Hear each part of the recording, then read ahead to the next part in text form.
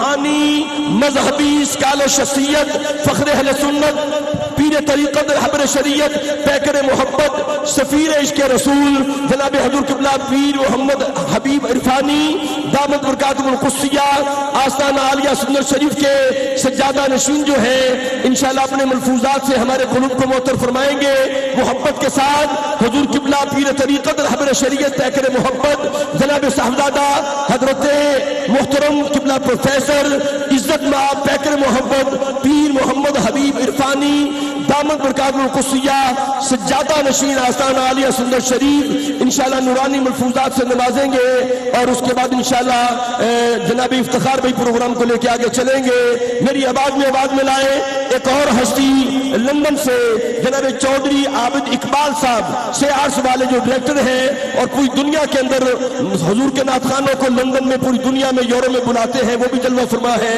حضور قبلہ پیر صاحب کا استقبال کیجئے، نعرہ تکبیر، دونوں ہاتھ اٹھائیں، پتہ چلے آقا کے غلام بیٹھے ہیں، نعرہ رسالت، نعرہ حیدر۔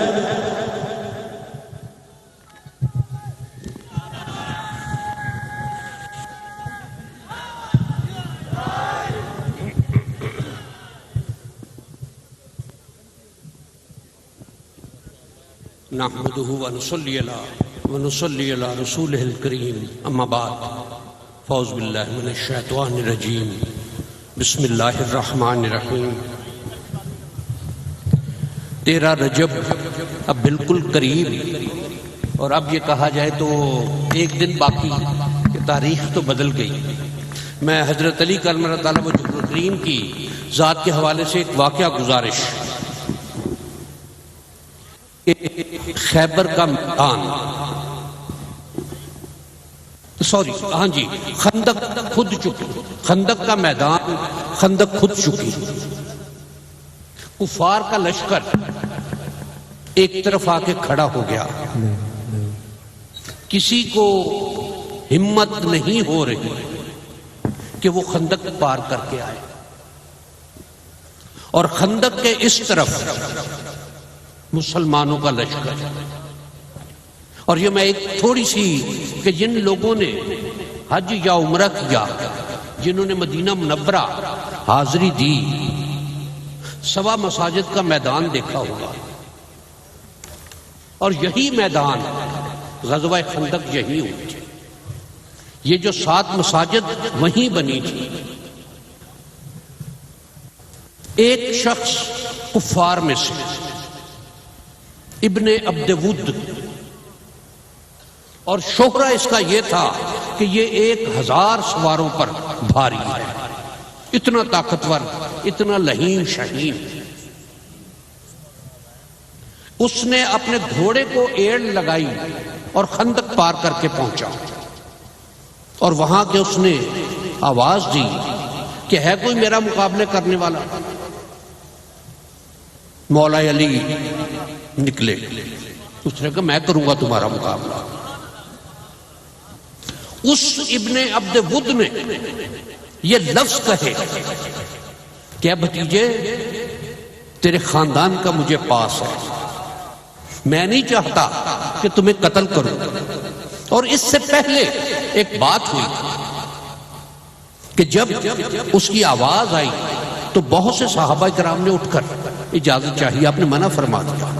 جب حضرت علی کرم اللہ تعالیٰ وجہ الکریم اٹھے، آپ کو اجازت فرمائی، اور جب آپ چل رہے تھے تو نبی کریم صلی اللہ علیہ وآلہ وبارک وسلم نے کہ وہ ذات جن کے بارے میں قرآن مجید نے ارشاد فرمایا کہ وَمَا يَنطِقُ عَنِ الْهَوَىٰ، کہ یہ وہ ہے کہ جو اپنی مرضی اور خواہش سے گفتگو نہیں فرماتے، مولا کے بارے میں ارشاد فرمایا کہ کل ایمان کل کفر کے مقابلے میں نکل رہا ہے۔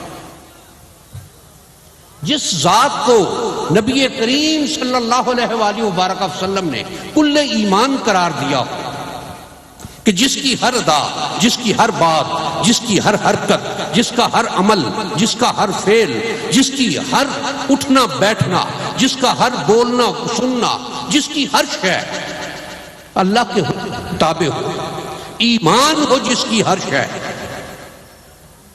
ان کے بارے میں کہ یہ کل ایمان ہے اور کل کفر کے مقابلے میں جا رہے ہیں۔ وہاں پہنچ کر جب اس نے یہ کہا کہ اب میں قتل نہیں کرنا چاہتا، تو مولا کائنات نے تو جواب ارشاد فرمایا کہ تو نہیں کرنا چاہتا، میں تو کرنا چاہتا ہوں تجھے، میں تو تجھے کرنا چاہتا ہوں۔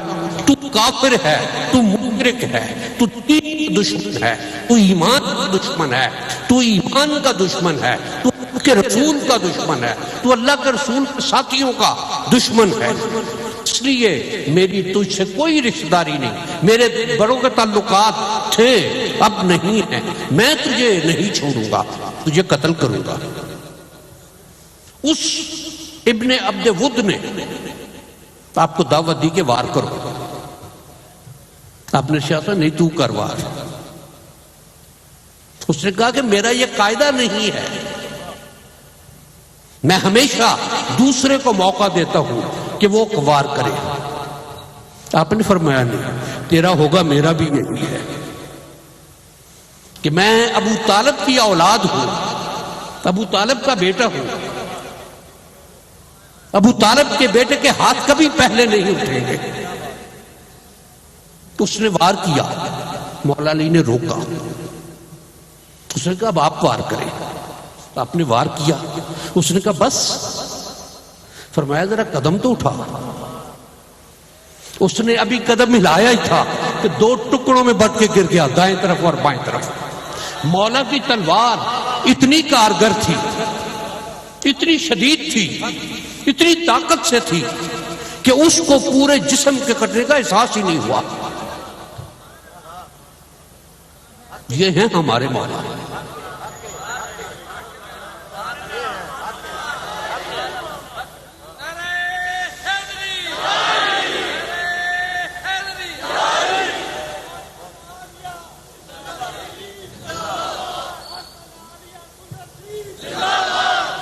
ایک چیز کہ حضرت علی کرم اللہ تعالی وجہ الکریم کی ذات وہ ذات ہے کہ جنہوں نے اپنی آنکھ کھولنے سے لے کر ایمان لانے تک کبھی کسی بت کے سامنے جا کر کھڑے نہیں ہوئے،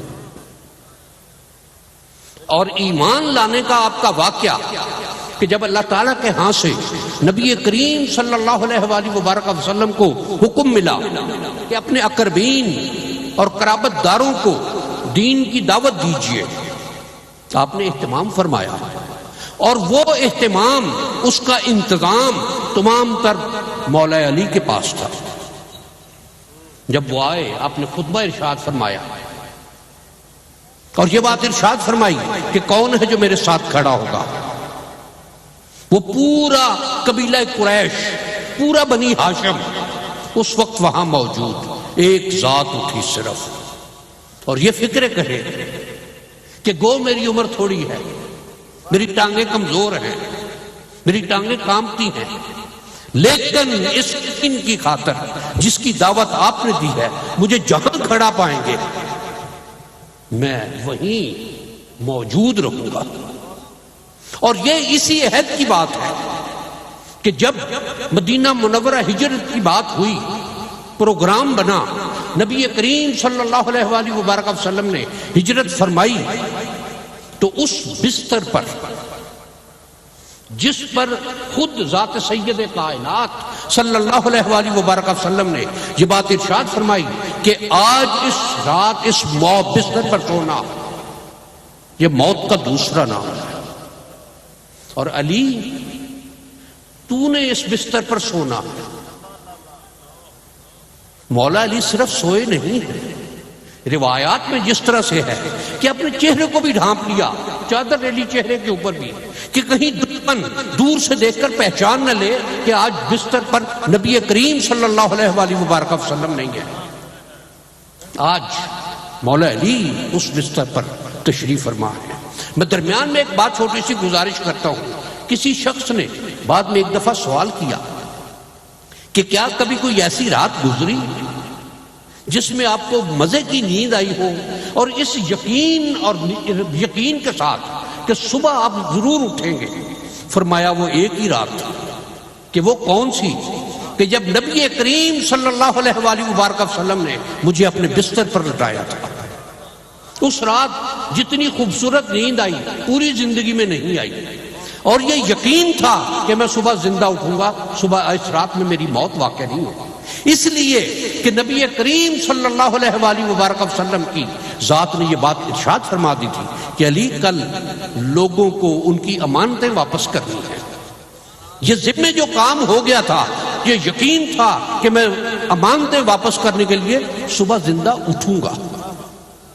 یہ تربیت، اور اسی تربیت کو، اسی بات کو، اسی معاملے کو دیکھا جائے تو دین پر جب ذکر پڑھنے کی بات آئی، دین میں بے عملی لانے کی کوشش کی گئی، دین میں بدکرداری لانے کی کوشش کی گئی، تو پھر ابن علی اٹھا۔ ابن علی جب اٹھا تو اس نے صرف سفر نہیں کیا، صرف اپنی ذات کو قربانی کے لیے پیش نہیں کیا، اس ابن علی کے ساتھ جن کا نام حسین ہے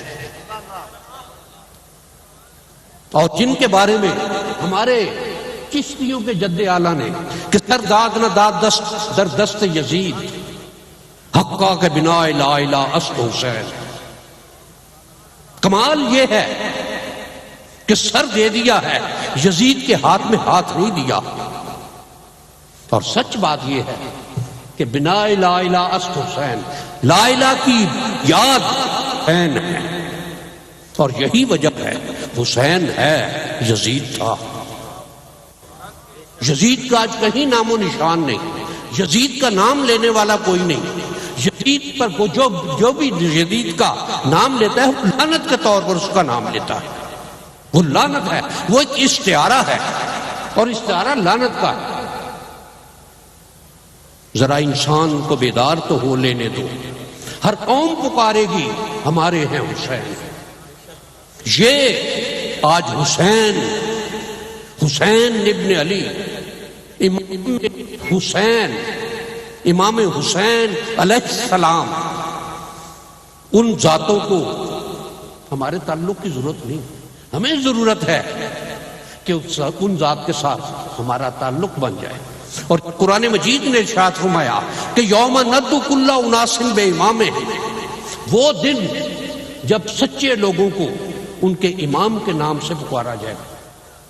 یوم ندعو کل، تمام تر لوگوں کو، ہر شخص کو ان کے امام سے پکارا جائے گا، اور جن کا امام حسین ہوگا وہ یقیناً جب آوازہ اٹھے گا کہ کتنے ہیں حسین کے، تو یقیناً ہم بھی لبیک کہتے ہوئے چلیں گے انشاءاللہ۔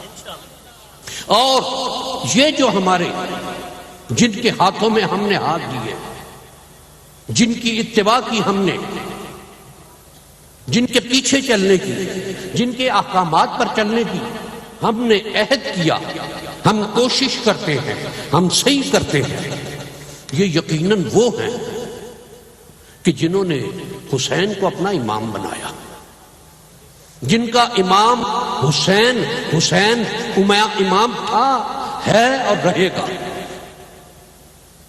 اور ایک یہ وہ لوگ ہیں کہ امام حسین علیہ السلام کے ساتھ ان کے 72 جانثار تھے، ایک رات پہلے چراغ گل کروا دیا اور اعلان فرما دیا کہ کون ہے جو تم میں سے جانا چاہتا ہے، میں نے چراغ گل کروا دیا ہے، کوئی دیکھنے کی شرمندگی محسوس نہ کرے، جس نے جانا ہو وہ چلا جائے۔ اور جب چراغ روشن کیا گیا تو تمام کے تمام لوگ موجود تھے۔ یہ امام حسین علیہ السلام کے ساتھیوں کا کردار، یقیناً ہمارے بڑے، ہمارے اسلاف، وہ بھی اسی کردار کے، اسی نظریے کے، اسی سوچ کے، اسی انداز کے مالک تھے۔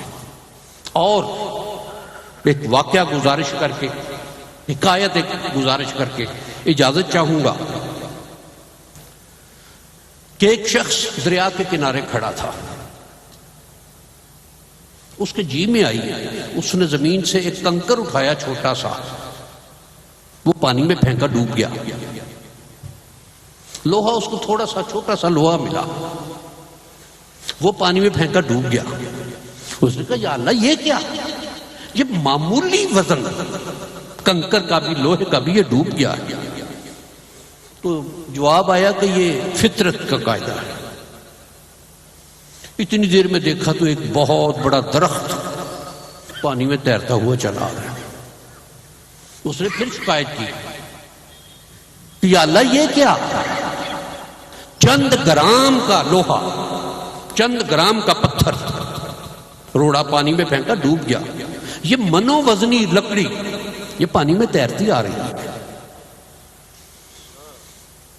تو دریا نے جواب دیا کہ اسے میں نے سینچا ہے، اسے میں نے پروان چڑھایا ہے، یہ میرے بل بوتے پر جوان ہوا ہے، ورنہ ایک بیج تھا، یہ درخت بنا ہے، اور جسے میں نے پروان چڑھایا ہے میں اسے ڈوبنے نہیں دیتا۔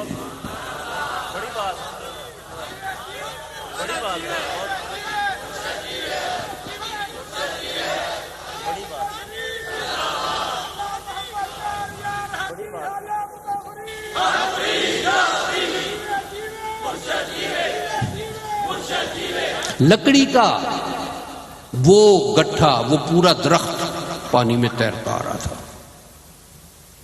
کچھ وقت گزرا، لکڑی خشک ہو گئی، لکڑی کو چیرا گیا، اس کے تختے بن گئے، ان تختوں سے کشتی تیار ہوئی۔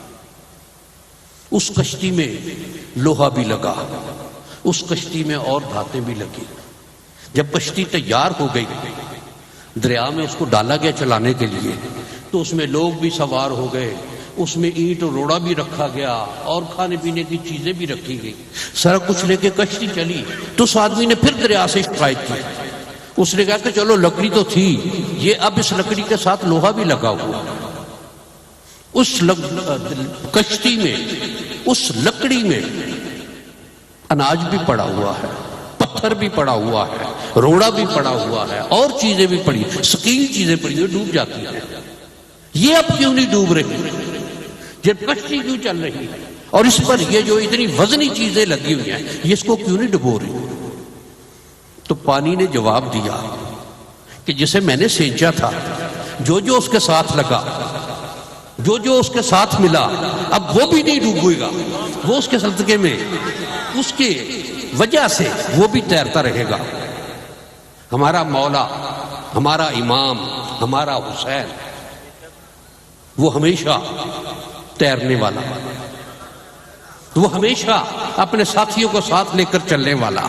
ہمیں بھی ان قدموں میں جگہ مل گئی تو یقیناً ہم سب کا بیڑا پار ہوگا۔ وآخر دعوانا